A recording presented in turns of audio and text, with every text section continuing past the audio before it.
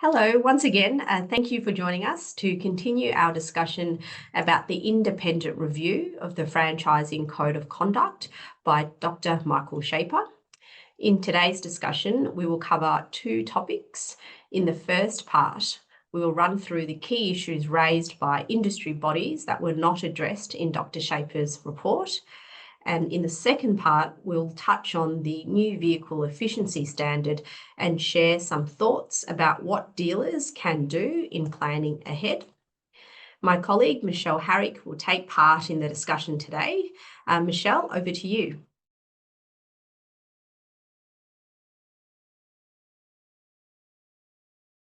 Thanks, Terry. So yes, there were other issues raised by some of the industry peak bodies, including the AADA and the MTAA, which didn't get much attention from Dr. Schaper. One of the key issues that was raised by the industry bodies was the lack of protection for dealers around tenure of dealer agreements. The MTAA said that the trend in the Australian motor vehicle industry is for dealer agreements where dealers are offered terms of 5 years or often less, and with no right of renewal. Under the Franchising Code, distributors have the right to terminate without cause on reasonable notice, and that's clause 28. There's also a clause in the code, clause 47, which provides that dealers that have a term that's longer than 12 months must receive at least 12 months notice of termination. So the upshot of that is that reasonable notice is really 12 months in most cases. The MTAA argued that the combination of these two clauses means that dealers with fixed term agreements are effectively operating on 12-month rolling terms. Well, yes, so the AADA raised similar issues about tenure and said that while the power imbalance between distributors and dealers permeate every aspect of that relationship, it's most prominent in the inadequate terms that dealers are offered by distributors. They cited examples of dealers being offered 1-year term dealer agreements, and this is compounded by the non-renewal and termination rights that distributors have. Like the MTAA, the AADA recommended a minimum 5-year term with a mandatory right of renewal for at least one further term. The AADA also made an interesting point about clause 28 of the code. It submitted that clause 28 should not be allowed to apply to dealer agreements because if clause 28 is exercised, it effectively prevents a dealer from being able to assess whether they can make a return on the investment made during the term. The rationale is that distributors already have termination rights for unsatisfactory performance by dealers, and the code mandates that dealers must be given reasonable opportunity to recoup their investment. That's right, Sotheary. And the AADA also argued that there was an implied right of renewal in dealer agreements, provided, of course, that dealers meet their performance obligations. But as we know, Justice Beach in the recent Mercedes-Benz decision did not agree with that argument.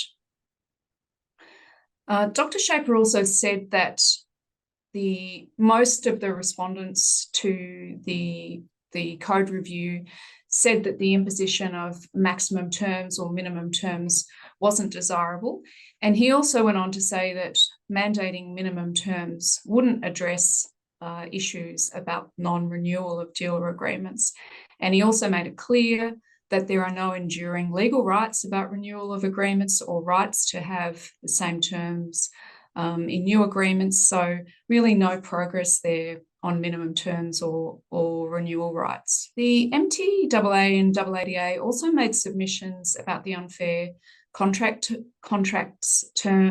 terms regime. The AADA welcomed the broadening of the UCT regime, but highlighted that not all dealers are covered by the regime because of threshold requirements. And also, dealers in New South Wales are covered by the Motor Dealers and Repairers Act. So dealers face a patchwork system in relation to unfair contract terms. The AADA argued that the UCT regime be extended to all franchisees, and for good measure, recommended that the unfair trading practices protections, which are currently under review by the government and are not yet regulated, that these protections be extended to all franchisees as well. Thanks, Michelle. So the MTAA's approach was a little bit different. It suggested that the New South Wales Motor Dealers and Repairers Act provisions that prohibit unfair contracts and unjust conduct against dealers be enacted in the code. Of course, those protections would apply to all dealers throughout Australia, regardless of their turnover or size of their workforce. Again, Dr. Schaper did not deal with these submissions, only addressing UCTs in respect of restraint of trade provisions being unfair contract terms, and he deferred to the competition review, which is underway, as best placed to examine these sorts of issues. So we'll now move on to the second discussion topic for today. As many of you will be aware, we're in the midst of furious debate about the potential impact of the new vehicle efficiency standard, the NVES, which was released in February. Many dealer groups and distributors have expressed strong concerns about the absence of any meaningful lead time for the market to prepare for the NVES, aggressive emission targets, the penalty regime, and of course the impact on consumers in having to pay more for new cars or being forced to keep their existing cars for longer. That's right, Sotheary. There are a lot of concerned dealers and distributors. We understand that the peak industry bodies are continuing to work closely with the government to achieve adjustments to the standard so that emissions targets can be met, but without the unintended consequences on the motor vehicle industry and consumers. Sotheary, what do you think the standard will mean more broadly for the shape and structure of the motor vehicle industry in Australia? Well, before the NVES, the industry was already facing disruption with the introduction of the agency model by Honda and Mercedes-Benz. So although sales of Honda and Mercedes-Benz cars have dropped since the agency model was introduced, in some ways, the Mercedes-Benz trial may have bolstered the confidence of other brands to roll out agency or alternate distribution models in Australia. But of course, the recently lodged notice of appeal against the Mercedes-Benz judgment may mean that other distributors will simply sit tight for now. From the modelling that we've seen about the potential impact of the NVES, it's predicted that many car distributors will experience significant challenges in meeting the emissions targets, and as a result will be exposed to significant financial penalties under this policy in its current form. So unless distributors are able to obtain enough credits, the risk of these penalties may simply increase, given that the emissions targets will become more stringent in later years. So while it seems inevitable that distributors will seek to pass through the penalties or the cost of buying credits by increasing the price of cars, I suppose the big question is, will some distributors eventually exit the Australian market? Well, that's right, Sotheary. It seems like that if meaningful adjustments to the NVES aren't made, then the risk of distributors either rationalising their networks or exiting the Australian market altogether will be present in the medium to long term. Similarly, I wonder if distributors will take the step of issuing shorter-term dealer agreements on account of the NVES. If this does happen, then it will be interesting to see how distributors navigate Clause 46B of the Code, which, as we've mentioned, provides that a franchisor can't enter into a franchise agreement unless it provides a reasonable opportunity for a return on the franchisee's investment. Of course, the intent of 46B is to ensure that a distributor only offers a dealer agreement for a viable business opportunity, and to limit outcomes where a dealer is faced with no reasonable opportunity to see a return on investment, or where the dealer loses their investment. The NVES is scheduled to start in January 2025, which is not far away. What are some things that dealers could start thinking about and preparing for this next 3 to 5 year period? Yeah, thanks, Michelle. I think that's a really good question. I believe that there are some key things that dealers should be thinking about now and planning for. Many of these are not new. They're things that we've been encouraging dealers to turn their minds to, given the uncertainty in the industry over the last few years. Firstly, what is the term left on my dealer agreement?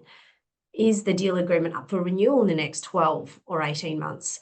What is my position if non-renewal is expected? What can be done now to place myself in the best position? And for those dealers that are mid-term in their dealer agreements and who do not have the opportunity to negotiate their dealer agreements now or in the near future, they could do the following. Closely evaluate major CapEx decisions. If discussions with distributors about CapEx are underway, seek to better understand the need for the investment and the likelihood of recouping that investment. Secondly, dealers could reevaluate major investment decisions like entering into a long-term lease for the dealership premises and start thinking about exit mechanisms available to it under the lease. Lastly, if the price of cars under the NVES will increase significantly and affordability becomes an issue, the demand for used cars will naturally spike. In a similar vein, customers may decide to hold on to their existing cars for longer, and if so, there'll be a greater demand for servicing moving forward. So in preparation for the coming years, dealers may want to focus attention on the used car department and the workshop and seek to improve disciplines and efficiencies in those areas.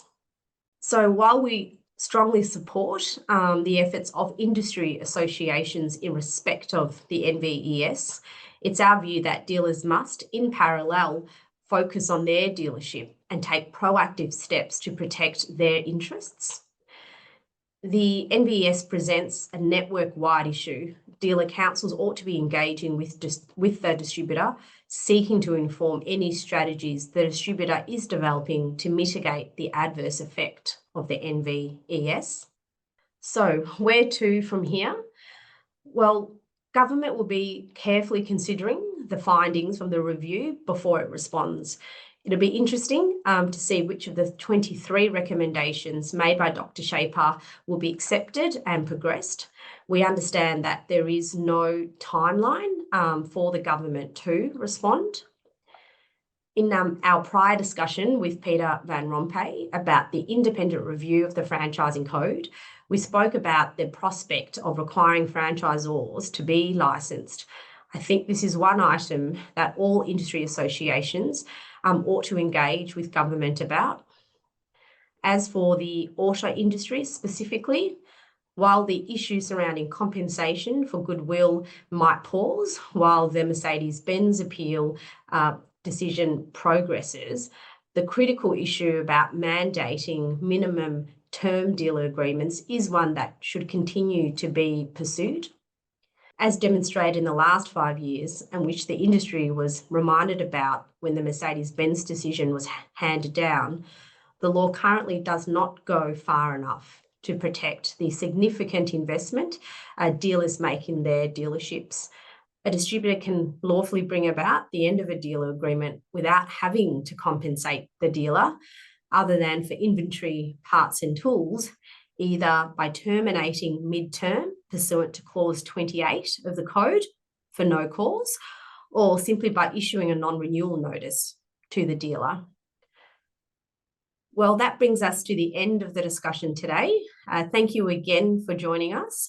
We're working on a couple more automotive industry topics that we want to share our insights. So please join us again next time.